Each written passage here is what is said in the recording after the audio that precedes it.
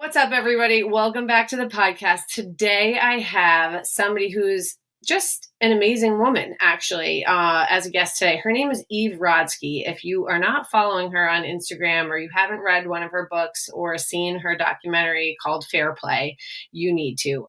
Eve is educated with her BA at the University of Michigan. She has her JD from Harvard Law School, so she is no fucking slouch in the academic category here. She worked for a long time in the corporate world and has shifted her life and has become, a voice and a conversation starter around changing the script for women, particularly working moms. I would say definitely want to get into all of this, but in recognizing how unequal the labor and the division of labor is within a household as it pertains to domestic responsibilities and childcare. So, Eve, I want to welcome you here today.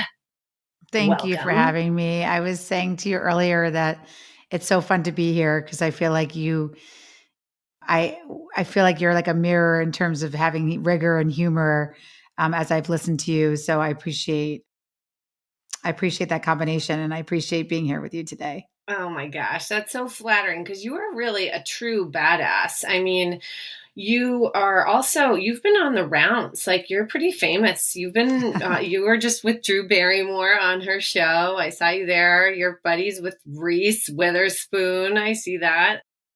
So you've been obviously noticed for great reasons. Before we get into like the breadth of all of that work, I wanted to ask you to go in a little bit about your upbringing because I saw your documentary and I didn't realize that you had come from such a tough upbringing. So will you just give everybody your background a little bit? Well, I appreciate that, Caitlin. I didn't set out to be an expert on the gender division of labor, right? I mean, that wasn't what was on my third grade. What do you want to be when you grow up board? But yeah, that what I wanted to be when I grow up, when I was at a school called PS40, which was on the Lower East Side of New York, was I wanted to have a different life than my mom did. My mother came out of a strictly Orthodox Jewish family. And because she chose a different life, and my father left her when she was pregnant with my brother, and I was 3 at the time. She had to raise us on a social worker's salary. We lived in a rent stabilized apartment on Avenue C and 14th Street, which is the Lower East Side. And I watched her do it all, Caitlin. And it was hard because it was New York City Yeah, in the in the 80s. 80s And we on actually the had the Lower East first, Side. yep, we had the first methadone clinic, one of the most important methadone clinics on our corner. And so we got to see the beginning of AIDS. So I remember there would be people looking really sick on my corner. And I actually found my journal from that time around third grade saying things like, there's a new disease and I don't want to die from it. So I think growing up in that type of environment where you see a single mother trying to hold it together and do it all. We were waiting for our father to show up for his Kentucky Fried Chicken nights on Wednesdays, and he would show up maybe 25% of the time. I ended up having a disabled younger brother whose disabilities and autism was never captured due to just being pushed ahead in the New York City public schools at that time. So I do think it created an empathy for me of saying to myself that I wanted an equal partner in life, that I wanted to do it differently, that I wanted not to be home alone till 9 o'clock, 10 o'clock at night because my mother worked nights. So I did have this dream that I would find an equal partner. And Caitlin, I want to just tell you that I did. Seth, my husband, he was an equal partner before kids. I mean, I was able to sort of shape that life and have somebody who supported my career. And we could say we were killing it together. And he would bring in food one night and I would do the laundry and we would switch. Everything felt in place based on that upbringing, obviously until kids came along and everything fell apart, as I write about in Fairplay. But that was sort of the lens in which I come to this work. Yeah, I mean, so going back to being kids, you're obviously very driven out of that experience. You were like, I'm going to make a life for myself here and I'm going to be successful. And you did that and you became very successful and then you're married. And why do you think it is that everything shifted after kids? Like, what was it? Is it societal? Was it, obviously it's not just specific to your relationship because this is very relatable. Yeah. Well, it was so shocking to me, I think, because, I feel like if I can tell you the time where I had the biggest dreams, Caitlin, it would have been, you gave me that kind introduction. But I remember Elizabeth Warren she did our orientation. And she's obviously now a senator. She was a professor at Harvard Law School when I was there, but this was 1999. And I remember she asked us all what we wanted to do with our law degree.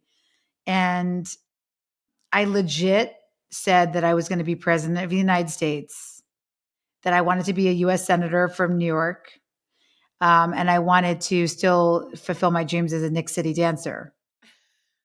Like, and I probably could do it all at once. Like, You're so rangy, so I did. rangy. I did feel like you could issue your executive orders after you legislate, and you could fly Air Force One in for that, the iconic Madison Square Garden, change for state dinners. And I think it's important to say that because whoever's listening, whether they're in our life stage, I'm resolutely Gen X, or coming behind us, where I can be the ghost of your Christmas future. I think what's important to recognize and honor is that I did have big dreams.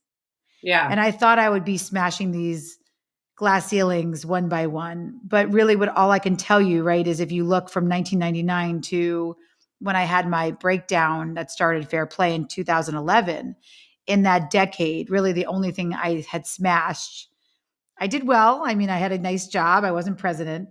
But the only thing I was really smashing was peas for my toddler, Zach, breastfeeding a baby, Ben, completely overwhelmed and confused by how I got into the situation, trying to negotiate with the bank I worked for at the time, what my return to work would look like after maternity leave, hearing that my direct reports would be taken away from me, that if I wanted to pump, I would have to do it in a broom closet, a converted broom closet that had no outlets.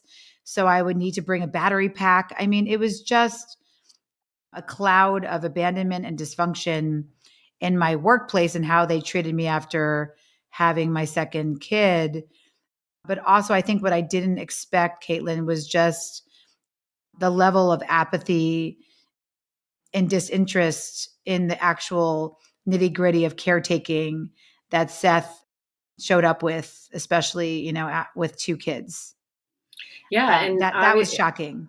And not just Seth, obviously, like your workplace as well. Like it's society, right? It's just, this is no big deal. You got this, right? Like, I don't need to help. You're the one having the baby. You can do all of this. Figure it out, right? Figure it out. Figure it out. And if you're so overwhelmed, just get help. That was another big message out there, I think, from women who came before me. And it's a very complicated message, this idea that women could just outsource everything because and we'll talk about fair play. What I realized from actually illuminating the unpaid labor in our home, which is what fair play became, that we can't outsource about 50% of the tasks that it takes to caregive in our lives. And on top of that, that messaging, if you're so overwhelmed, just get help, meant that my partner didn't have to deal with it, that I would have to manage that help. And on top of it, that it implied that as a white woman, a white presenting woman, I'm Jewish, but I'm white presenting, that I would be building my career on the backs of undervalued labor of Black and brown women. So I think the messages I heard at the time, outsource, outsource, outsource, or you got this, you're Gen Z, having it all means doing it all. You have it so much better than your mom did. Look, your mom did as a single mother, or at least you have Seth in the house and he cares.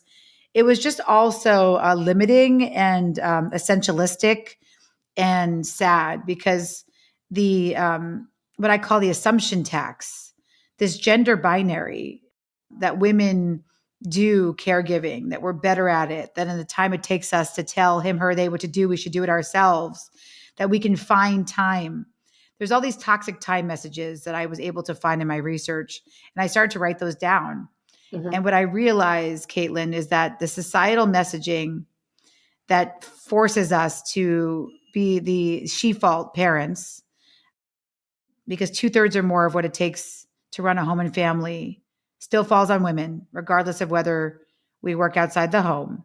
That statistic that I was undeniably living, that I did not even hear about or know, is something that is not about anything. It's not about money. It's not about anything other than the fact that this is a gender binary and women are expected to do certain things in our society.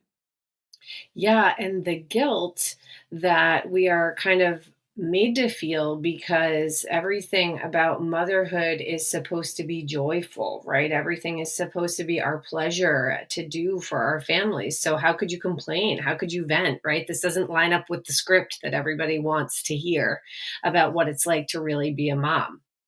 And also on top of it, I knew that most people don't write their memoirs, Caitlin, because they don't want to talk about people who are living. Right. And so for me to bring to light what happened with Fairplay, which was started again with breaking down over these issues, thinking to myself, I can't live like this, to the point where I decided to write about it. That was about a 6-year process. And during the way, along that way of having to write about my Fairplay journey, it meant that I was going to be writing about Seth in a very real way. And I think the problem is with women, we're taught not to criticize our partners. So even when I would ask them in private, why are you feeling so overwhelmed? Why is the work in your relationship so unbalanced? The first thing women would say to me who were married to men were, I love my husband. He's such a great guy. Like, God forbid you criticize our partnership. That would mean that you are also failing, because part of the image of being a perfect mother is also being a perfect partner and a perfect professional. And if women aren't parents and or partners and or professionals, and I mean by professional anybody who works for pay or unpaid in the home, if we go outside those roles or we don't present perfection in those 3 areas, then society really pushes back on us. They don't want to hear that we're interested in being an acrobat or a horseback rider. Like, society doesn't give a shit Or a about women, Knicks and dancer and or the next president. dancer or Yeah, president. I mean, maybe president because that's a president. professional role. But outside those roles as a parent, partner, or professional, the guilt and shame that society gives to you, who's watching your kids? Oh, it must be nice. Look at this spa day. You leave your kids on the weekend. Anywhere you go, you will be doused in guilt and shame if you try to escape from those 3 roles or talk about those 3 roles in any way that feels real. Thank God for you. If I had had people like you in 2011, I would have felt resolutely less alone. But I was breaking down in 2011 when my bank was taking away my direct reports and I decided to ultimately quit. At that same time, I talk about this in Fairplay, right? Seth decides to send me a text that said, I'm surprised you didn't get blueberries. That's And like that the text, start, the right? beginning of the end. That was the beginning of the end for me. It was pulling over, even though I knew guilt and shame, I was going to be late to pick up Zach from his toddler transition program. But I still remember, I will always remember that day. I'm surprised you didn't get blueberries, pulling over to the side of the road and seeing the breast pump and the diaper bag on the passenger seat of my car, and the gifts for a newborn baby to return in the backseat of my car, and a client contract in my lap that I talk about because I just started my own law firm because I had to quit my job. As I told you, I was forced out.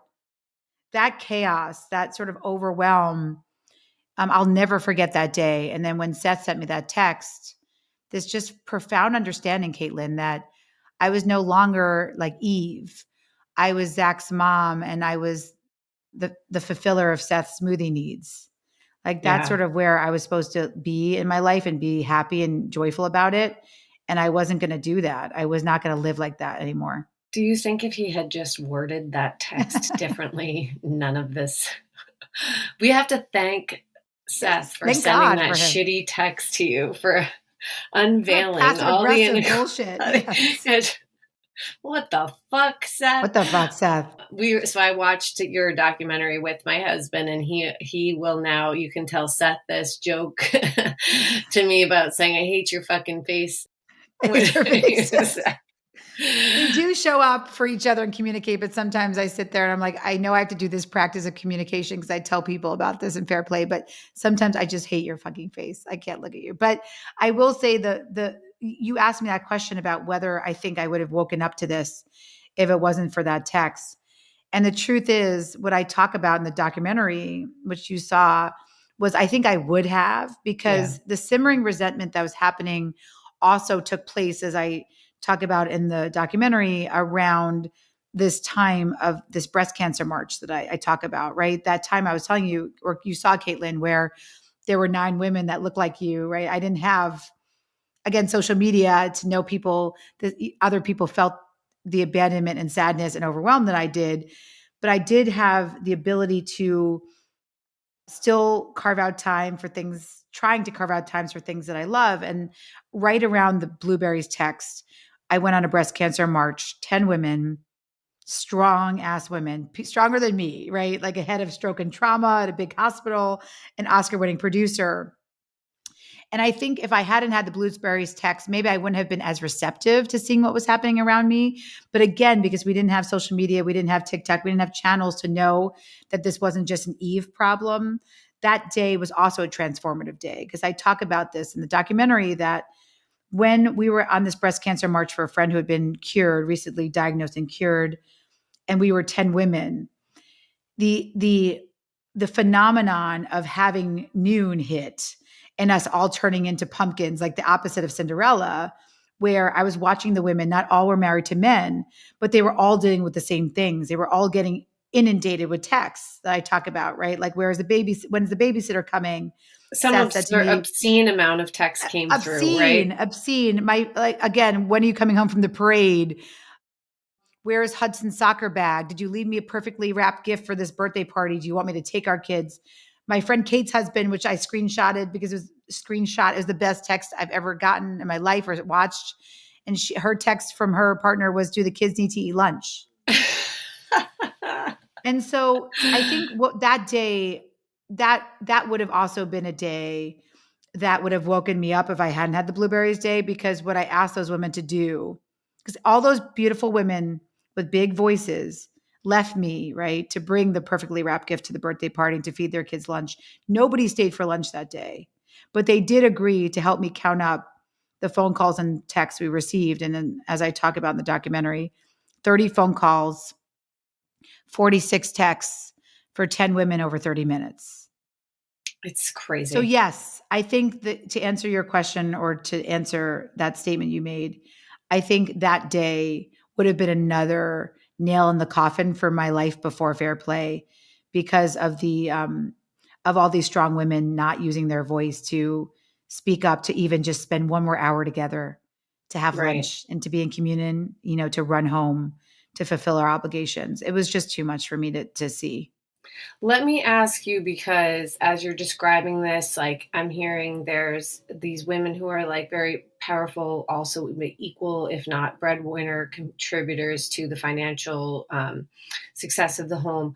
Now, as a stay at home mother, where your work is kind of the caretaker and a lot of the domestic responsibilities, whether it's because you're actually the one that's there all the time or that you know how to do things better, there's still obviously all of this time where you're jointly in the home together, but still the mother takes over for all of those responsibilities. Sometimes, like in my world where I'm working so much more now, but my husband's always worked really long hours, and I stopped going to work when my son got sick, and I stayed home because it was like the better decision for our Yes, family at yes. that time.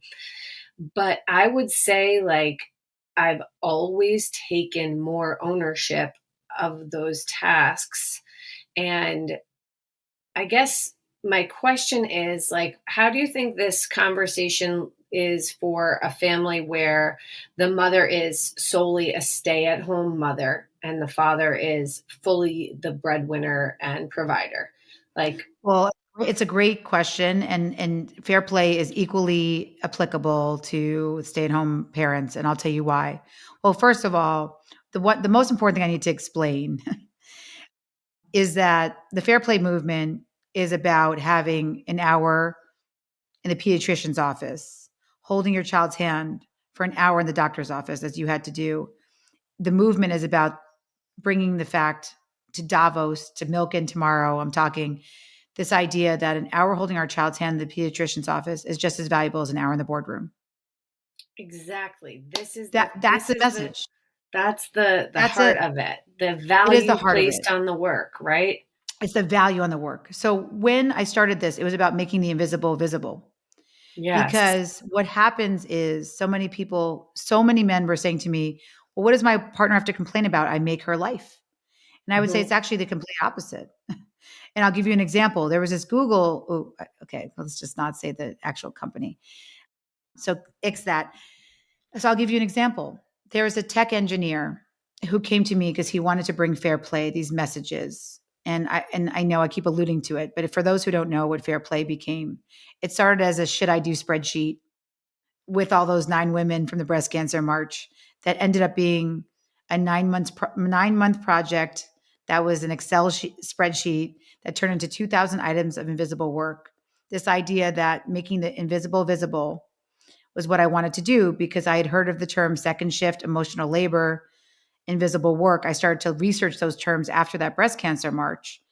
And in 1986, we had a sociologist named Arlene Kaplan Daniels argue that the invisible work of the home will always fall on women, regardless of whether they work out of the home, because we needed to, because otherwise society would have to pay for it. Mhm. And so that was where I started with understanding that regardless of whether women worked out of the home, this work that we're doing is invisible. And then on top of it, so many men would say to me, I make my partner's life. So what I want to tell you about this tech entrepreneur was he wanted to bring fair play to his workplace last year during International Women's Month. That's March. And he was so lovely because he had been playing fair play, because fair play, again, it turned in from that spreadsheet to a 100-card game where it's not about 50-50. It's about fairness, perceived fairness to both parties. So again, Caitlin, that system could work for people who want to have somebody shoulder 99 of the cards and have their partner hold one. It could work for people who want to have 50-50 of the cards divided. But when you hold a fair play card, whether it's extracurricular sports or groceries, the key message is that you hold it with ownership, the way you do in the workplace. So that system is not hard, right? Even my Aunt Marion's Mahjong group has more clearly defined expectations in the home. People understand if you don't bring snack twice, Caitlin, to the group, you're out, right? But the home, we don't work in systems, which made no sense to me. So again, whether you're a stay-at-home parent or you're a working parent, bringing systems into your home just means, as one man said to me, now my home is a place where we don't wait to decide who's taking the dog out right when it's about to take a piss on the rug. We Right. actually know who's taking the dog out in advance. So getting back to the long point you're asking, why it's so hard though, why this movement is so hard to say an hour holding your child's hand in the pediatrician's office is just as valuable as an hour in the boardroom. So this man, the tech engineer, comes to me. He says, we play fair play in our home. I I have a stay-at-home partner who used to also work at this tech company with me, but they have a fourth child who is in the NICU. She decided to stay back with that child, and he loves fair play because he says he learned to really value her labor, that it was really, really important. And so he wanted other people to value the labor. But he also told me that he's sponsoring 2 single mothers on his team. That's a very important piece for him as a leader, that these 2 single mothers on his team can rise up as much as he did. But then he tells me, Caitlin, that there's no way later on in the conversation, about 20 minutes later, he just says, I just want to tell you how grateful I am for valuing the unpaid labor of my wife, because there's no way I could do my job if it wasn't for her. I'm traveling all the time. There's just no way. So I said, I really appreciate that you said that. But by framing it that way, you just told me that the single mothers on your team can't do your job. Right. And so then we ended up not doing a program together because he got really freaked out by that connection.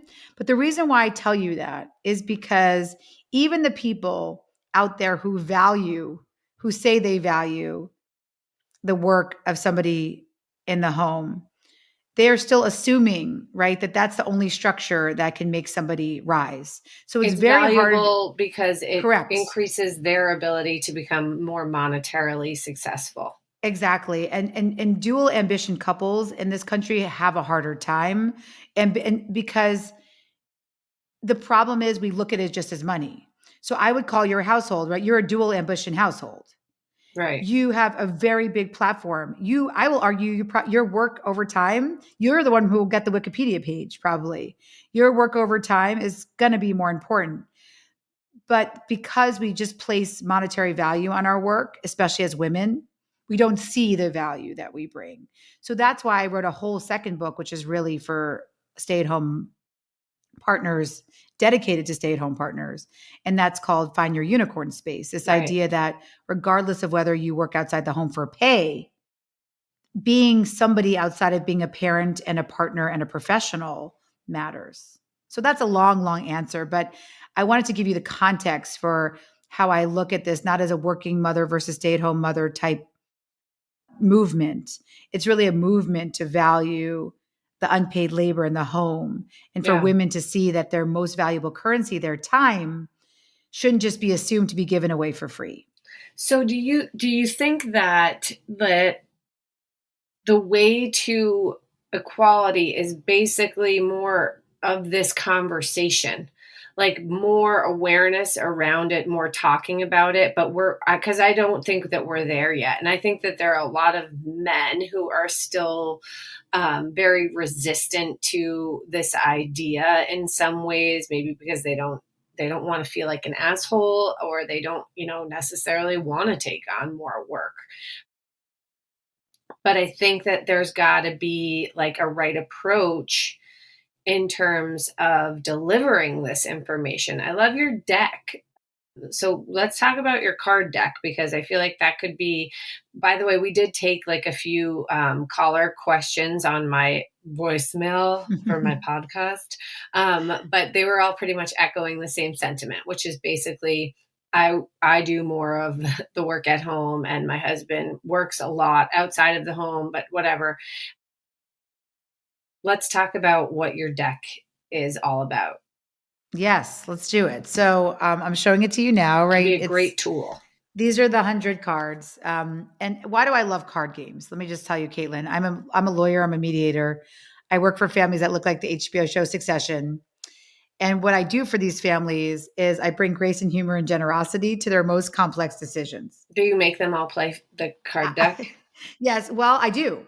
And Good. actually, cards started because, the men that I work with that look like the Logan Roys of the world, when I would be hired by their family offices to work with them, they would sit in front of me and say, well, I have nothing to say to you about succession planning, governance, laws, because I'm not going to die.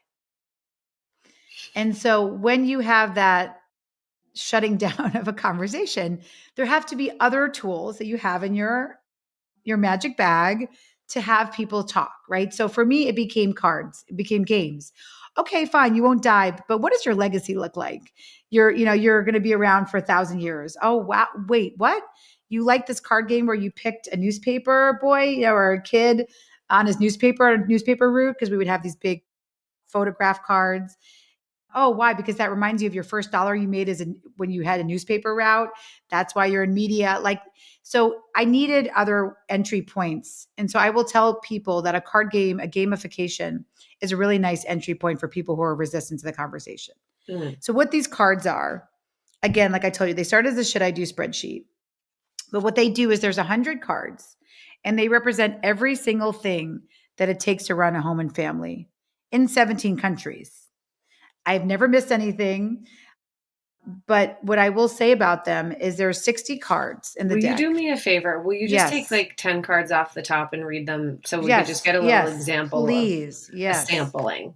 All right. So let's just watching of kids. That's one card. Fun and playing with kids is one card. Death is a card. That's a wild card. Like, God forbid someone dies in your family. Who is going to take on those responsibilities? Returns and store credits. I'm just going random here. Mm. Friendship and social media for kids. Packing and unpacking backpacks. Pets. Let's see. Home renovation. That's a wild card. And serious illness is another one. That's another wild card. We have charity, community service, and good deeds. Packing and unpacking for travel. Diapering and potty training. First aid, safety, and emergency. Extracurricular sports. Extracurricular non-sports. Do you a couple more. Showing up and participating for kids. Like that means, are you going to bring the Chaperone flowers or to the whatever. recital? Marriage and romance. That's a card. Informal education for kids. That means your kids going to learn to tie their shoes or ride a bike. Partner coach.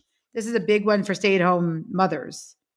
They end up coaching their partners with their amazing expertise that they used in their life from their education, even if they're not working for pay. And their partner doesn't even see it as work. All the emails, the hosting, the helping them figure out when to get a promotion, saying I'd be willing to move. All those things are what I call partner coach. Thank you notes. That's a big one. Aging and ailing parent. That's a sandwich generation one. Glitch in the matrix. That's my favorite card, the daily disruption. What's that? This is, you ask who's holding the card today, this week, this year, if our kid gets sick. Who's going to get the kid? If they get bounced from a play date, if their ankle rolls during their basketball practice and they're supposed to be there till 7 and the coach calls you at 5:30 to pick them up, who goes? Right.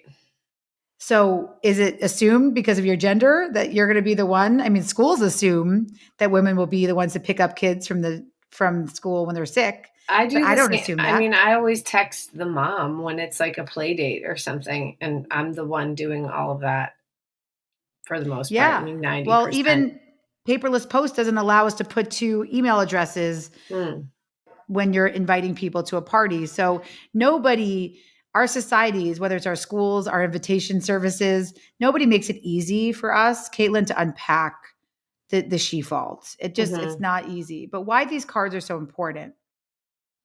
And I'll explain again, if you don't mind. I'll just tell like a really quick story that never got into the book. But I love this story because it goes back to the stay-at-home mother. I call it the accidental traditionalist because that's what I became. Right. It's one of the types in the book where I became an accidental traditionalist, but I never in a million years thought that would happen to me because we were a dual ambition couple. But so there was another accidental traditionalist couple, this woman named Julie. She was in PR. So that's a really hard job when you have kids. You have to be on the know. You have to be out with your clients every night. So she took a step back, and her husband is a CFO or high up in the C-suite at a pretty major bank. And what I love about them is they came to Fairplay as a beta tester in the holidays of 2017, which I thought was really funny because I was like, you don't want to come to any new system when emotion is high and your cognition is low. And that typically is around the holidays. But I thought, you know what, let's play with this couple. I did something called the snowball research effect, which is I asked couples to refer couples till I was able to mirror the US Census. So this couple was somebody who would identify as 1%, where there's a more traditional family structure of man making money, woman having some consulting in PR, but is definitely the secondary breadwinner, if any at all, depending on her client intake. So Julie tells me she's at her breaking point because back to the wild card of death or a serious illness, her mother just entered hospice. And so she says to me, I would like to have Ed take over some things during the holiday season. So we discuss what we wanted him to take over. And she decided it was the one card. That's why I'm explaining to you how much change can happen from one experiment with one Fairplay card. She was holding and identified that she held every card. There was about 88 of the 100 cards in play for her at that point. So Ed did not hold one ownership of any of the cards. The point of Fairplay is ownership, not helper. So when you own extracurricular sports, you're the one on the carpool text chain and ordering the equipment, signing up, surveying your kids' friends for what they want to play, not just going to the Little League field. So that conception, planning, execution, the ownership is the crux of Fairplay, that when you hold a card, you own it. So Julie says that she's holding 88 cards And she would like Ed to take over the homework card for Brody for just till the end of the year. Just for one So kid. one card for one kid till the end of the year. And why was because the big project coming up was his second grade Secret Santa project that he had to do from scratch. Also, fuck that project. I know, fucks the schools for Yeah. making things so much harder for mothers. So I said to her, and then, but by the way, Caitlin, she started to tell me right away why Ed couldn't do it. He's never going to get it in on time. I don't even know why I would think of it to ask. He's not going to understand the project. I'm like, the guy's like a CFO of like a bank. Like the guy, he can understand how to fucking build like a doll or something. I was like, I don't know what you're talking. What do you mean he won't understand the project? Okay. I'm like, he understands advanced calculus. He went to like MIT or Caltech or something. So, but what was interesting was the Fairplay experiment is not just understanding that when you give something over as a partner, as an owner, you get a lot more back. You know, you don't want to just keep being in control and asking for help. You want to cede that control. So Julie, that was hard for her, obviously. So Ed was willing to try Fairplay. Actually came to the system through him, actually a friend of his, another man who found it very helpful. And so Ed was willing and open. So instead of asking Julie to start telling me all the reasons why Ed couldn't do it, we had this experiment because back to what I said to you, that my job is working for HBO show Succession Families. Fairplay is predicated on three things: boundaries, systems, and communication. So the system is what we said. It's based on ownership of the 100 cards and who owns what. You can redeal at any time. So she's redealing to Ed the homework card for this project. So Ed takes it over because, Caitlin, of the communication piece. I had Julie practice with me. Doesn't mean that it's our responsibility always. The Fairplay system is dual partnership. But sometimes when you are the oppressed, you do have to take on more of the ownership of the communication to start the process. Right. So she tells me her why. When she sat down with Ed and she said he was receptive to taking over the homework card, it wasn't because she gave him the 100 steps of what to do. It was because she said two things. My mom is dying. I can't handle it. This project's important to me for two reasons. One, for Brody's Santa list, everything's a $100 Nerf gun. And I think this is an important project to instill in him that you can be excited to unwrap a gift that is homemade. Mm-hmm. And then she says that she noticed the little girl that Brody drew from the bag was a little girl who in December, she's new to the school in second grade, lines up with a backpack and just stares at the wall until the bell rings. Nobody greets her. She doesn't have any friends yet. Her son is really popular. And there's something beautiful about him bringing a beautiful gift to a girl who may not feel welcome in the school to say, welcome to the school.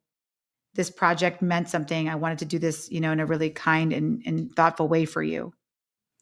So Ed was receptive to that because those are their family values, especially they care a lot about holidays. And so after the holidays, he tells me that he took the full conception, planning, and execution, the ownership of this one card. And he tells me that he began Googling Secret Santa projects with Brody on YouTube. He also tells me they decided on a popsicle stick jewelry box. But they wanted colored popsicle sticks. And Ed, Mr. CFO, is telling me that Brody wanted a knob on the popsicle stick jewelry box so the little girl didn't need to use two hands to take her lid off, that she could take her lid off with one hand. Very Ed is thoughtful. giving me these details. I love that thoughtfulness. Yeah. And then he tells me that that's the conception.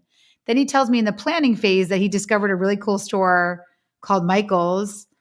And Wow. Eve, you can get everything there. It's like the coolest place. You don't need to you can get glue and sticks and a knob. And I was like, wow, I'll check out the store. It sounds awesome. So they go and they talk plan. about Whole Foods next. Have you ever? Yeah, it's Whole Foods next. And then finally they start building it. But I think what was most profound in 2017 was understanding that just this one card, this one experiment felt profoundly impactful to Julie because she said to me two things. One, it was literally the first time she's ever seen Ed on the floor with her son, ever. And two, out of the corner of her eyes, what she noticed was that he had glitter all over his hands. And she said that metaphor of seeing him that way made her feel like it was the first time he was truly in it with her. And Caitlin, Ed is a very different person now. He's at a bank that actually stayed hybrid, one of the only ones. I'm not saying it's all because of Fairplay. We've had many conversations about how to bring fair play to the workplace, how to empower men to step into their full power in the home.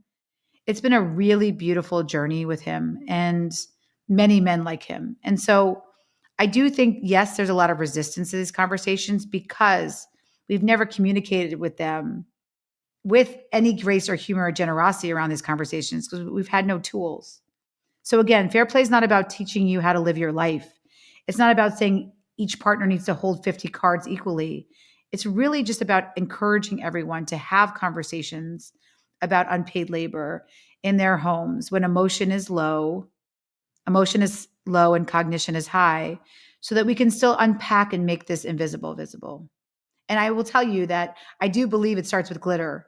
I believe it starts with Starts those with small glitter changes. and Yeah. or blueberries. Or blueberries. Yeah, I mean that's it. That's an amazing story. It's a great story of like somebody really kind of coming to and getting it all of a sudden. Like, oh, this takes a lot of time and effort, and he obviously like went all out on the project and stuff and really got into it, which is very endearing and cute. I do think that there is this long way to go in terms of reaching that place for so many couples and so many families. And that also like it comes down quite a bit in my mind. I feel like in my relationship too, like a mutual sense of appreciation. Like you don't have to be the woman just nagging your husband, like, I need you to look at this, all this stuff I do, look at my side of the deck, this or that. It's more like, listen, I want to talk about this. Like, I appreciate you and everything you do for this family. Thank you for like your role.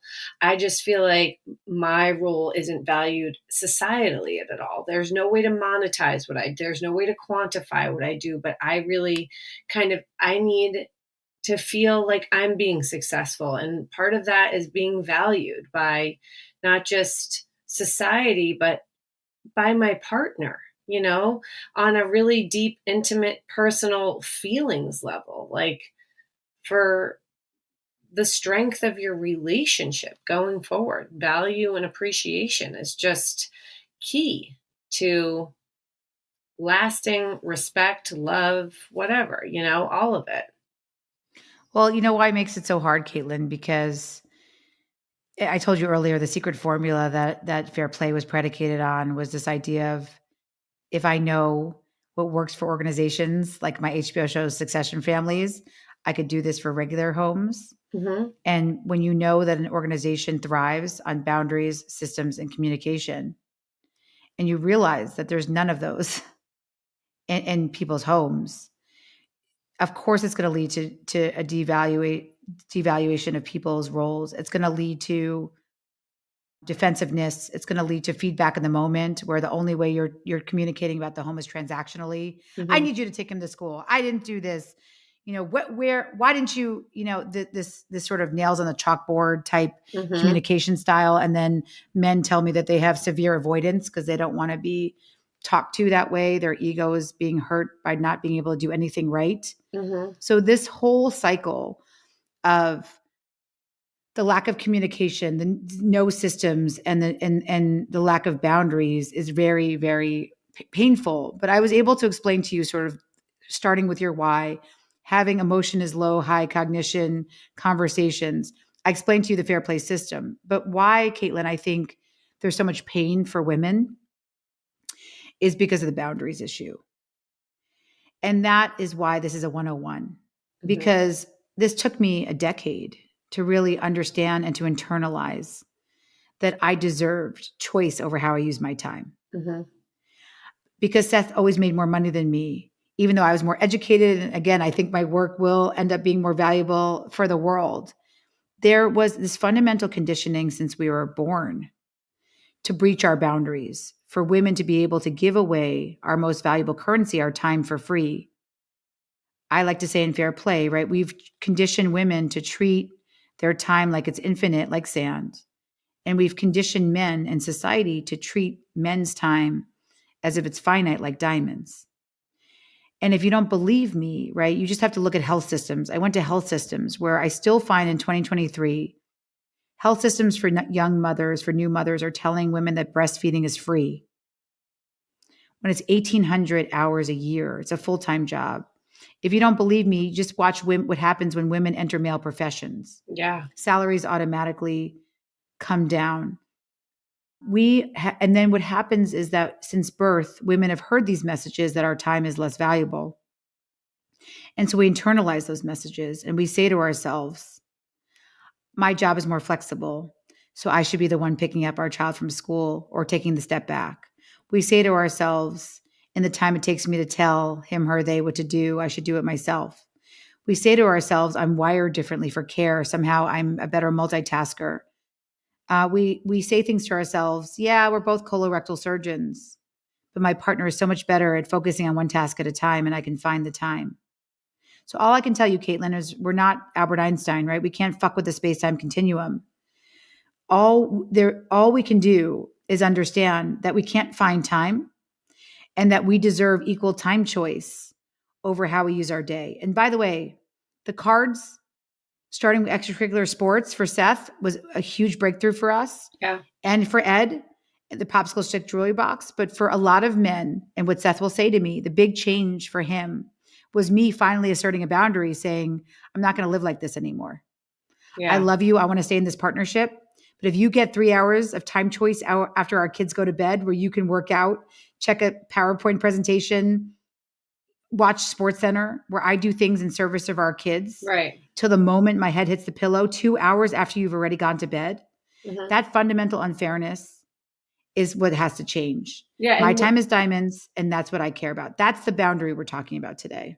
yeah, totally. And as women, I think we tend to hold on to the control over these tasks in a way, in a martyr like way, to prove that we are the best at doing all of this stuff. And if you really kind of feel like it's time to make a change in your life and your relationship around these issues, you've got to be ready to relinquish that control for a while and let things unravel a little bit while you figure it out, which can be really hard to do. I think it's like we need to get, because we all feel so strapped for time anyway, like you're talking about time. We can't fuck with the space time continuum.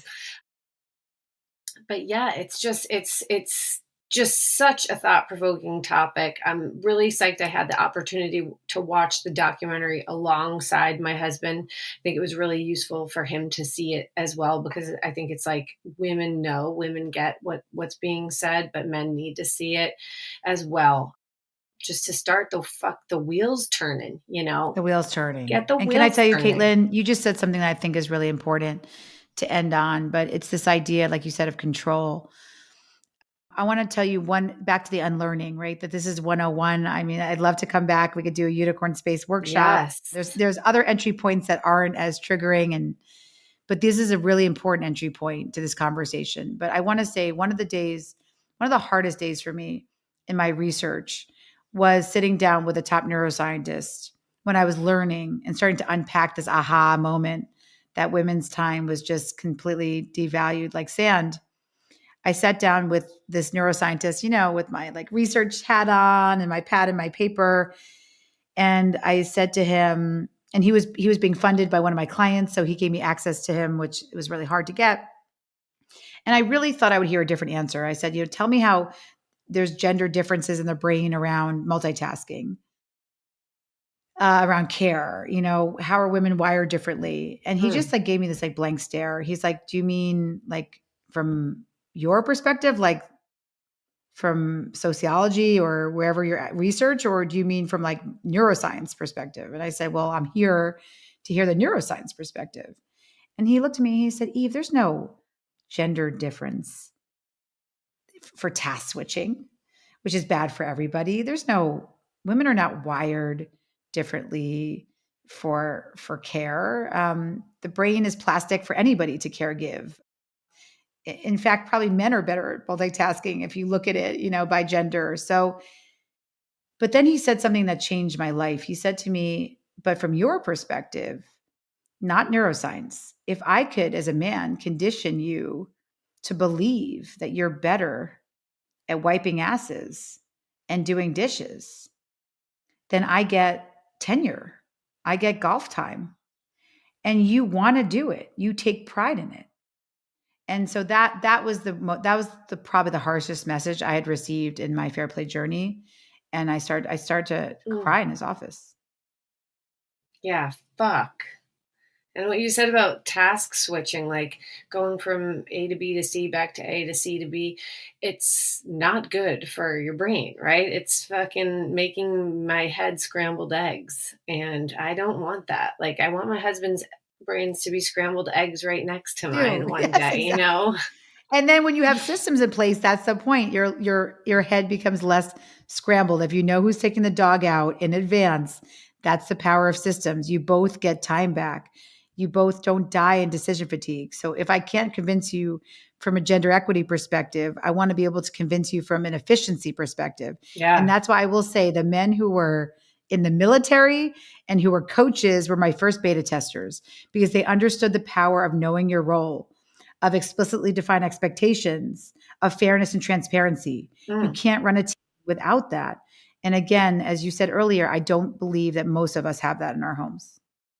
I totally agree. I mean, I don't even feel like I have it in my own life. Like next podcast episode's about executive functioning skills. Yes.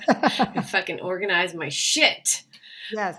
Well, I want to say and also here's another way to use, if you go to Fair Play Life, another really Yeah. beautiful way to use it with kids is there are all the cards online. You don't have to buy them. You can watch the documentary for free on Hulu and just click on the website. You're But supposed to what tell people to buy the Oh, cards, they Eve. can too. They can.